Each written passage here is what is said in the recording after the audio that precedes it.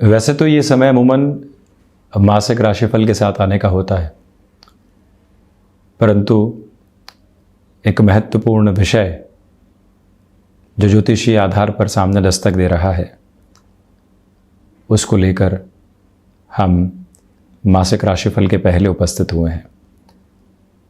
पिछले 10-15 दिनों से ही लगातार ये सवाल पूछा जा रहा था और चर्चा भी सामने आ रही थी कि एक और प्रमुख ग्रही व्यवस्था देव गुरु बृहस्पति वक्री हो रहे हैं और इन प्रश्नों के साथ में भय भी सम्मिलित होता चला जा रहा था।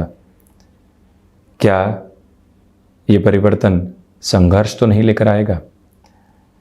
कर्क राशि के जातकों के लिए जो देव गुरु बृहस्पति के परिवर्तन का संक्षिप्त और समग्र विवेचन है, वो हम लेकर उपस्थित हुए हैं। अभी देखिएगा कि 29 जुलाई 2022 से 24 नवंबर 2022 तक देवगुरु बृहस्पति स्वराशि स्थान में यानी मीन राशि स्थान में वक्री रहेंगे। स्पष्ट अर्थ ये है कि जब भी सौम्य ग्रह वक्री होते हैं तो उनके परिणामों में शुभता आती है। अब यहाँ गुरु जिनके साथ में सर्वाधिक कारकत्व जुड़ा हुआ है, भले ही धन की बात कर लें, धन संचय की बात कर लें, क्षमताओं की बात कर लें, भाग्य हो, आजीविका हो या सारे ही जीवन के साथ में जुड़े हुए लाभ हो, देव गुरु बृहस्पति वहाँ अपना प्रमुख आधार रखते हैं। आप ये देखिएगा कि शनिदेव की तीसरी दृष्टि को बेहतर माना जाता है। सबसे निकट शनिदेव की दृष्टि तीसरी ही है और यहाँ इस दृष्टि के साथ में आकस्मिक संघर्ष और उसके साथ में सफलता भी जुड़कर चिन्हित होती है। शनिदेव की तीसरी दृष्टि देवगुरु बृहस्पति पर रहेगी। विशेष बात यह भी है कि शनिदेव स्वयं भी यहाँ वक्री स्थितियों में ही चलायमान है। तो यहाँ आप ये देखिएगा कि देवगुरु बृहस्पति भाग्येश होकर भाग्य भाव के साथ में है और साथ में ही वक्री भी है। इसी वजह से जो भाग्य का सहयोग ठीक ठाक स्तर पर मिल रहा था, कर्म किया, फिर सहयोग मिला, हम बढ़ते चले गए, परंतु उस दृश्य की कल्पना कीजिए कि एक सिरे के साथ में चल रहे थे, किसी एक व्यक्ति विशेष ने अधिकार के साथ में हाथ थामा और कहा नहीं इस रास्ते की ओर जाओ। हम मना नहीं कर पाए, वहाँ चले और सारी ही स्थितियाँ सकारात्मक बदलाव के साथ सामने आती चली गई। ये व्यवस्था क्रम यहाँ स्पष्ट स्तर पर सामने निकलकर आता हुआ प्रतीत होता है। इस एक मूल मंत्र पर आप गौर ज़रूर कीजिएगा और वहीं आप ये भी देखते हुए चलिएगा कि इस अंतराल में जो आपके लिए कोई भी चेंज सामने आता है, आपको लगता है कि यहाँ पर रिस्क है, परंतु जो ये जनवरी 2023 के पहले का समय है, जब तक शनिदेव की स्थितियाँ परिवर्तन की ओर नहीं जाती और ढैया नहीं लगती, अति महत्वपूर्ण है।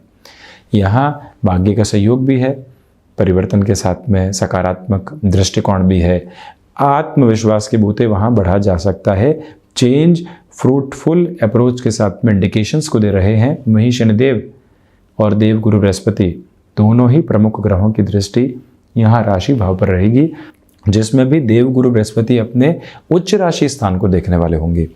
इसी वजह से इंटरव्यूज़ बार बार दे रहे थे, सफलता नहीं मिल पा रही थी। अब वो स्थितियां सामने, निर्णायक मौक़ों पर आत्मविश्वास साथ में नहीं था, क्या कहें, कैसे कहें, कॉम्प्रोमाइज़ की ओर जाएं नहीं जाएं, वो सारी ही दुविधाएं यहाँ से दूर हटती हुई नजर आएंगी। ये एक सकारात्मक पक्ष आपके साथ में निरंतर तौर पर बना हुआ है, जिसको आप जीवन के भीतर आत्मसात करते हुए बढ़िएगा।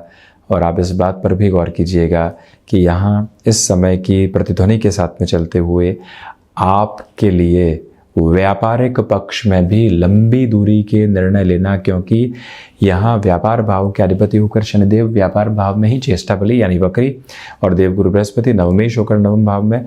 बिजनेस में यहाँ कोई भी स्ट्रेट फॉरवर्ड मूव लेना है, एक बिजनेस पार्टनरशिप में चल रहे थे, लग रहा है कि यहाँ से बारंबार कॉम्प्रोमाइज़ करने पड़ रहे हैं, हम उस ऊर्जा के साथ में नहीं हैं, नए रास्ते अपनाने पड़ेंगे।